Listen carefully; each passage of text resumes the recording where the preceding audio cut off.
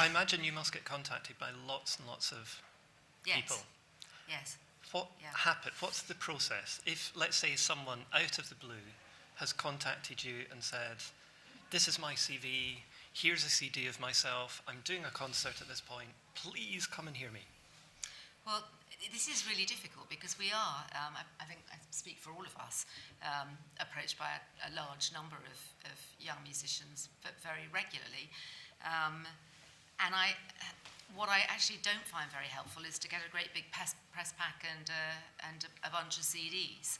What I would find helpful nowadays maybe is a very short email introducing yourself, and then maybe a link that makes my life very easy, so I can just click and have a listen or a look and hear a bit more, and then find out a bit more about what you're doing. It's very difficult though, because finding time, we're all also incredibly busy.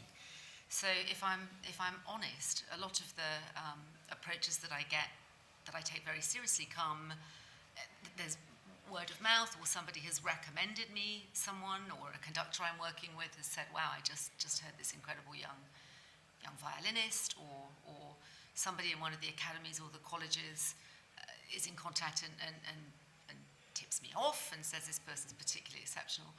I don't think it's not easy to just write in out of the blue and present yourself. I mean, I think you have to be a bit more creative than that, actually. And this fallacy that an artist manager anyway can solve anything, and that if you have a manager, everything's going to be easy now. It's simply not the case. So I would look.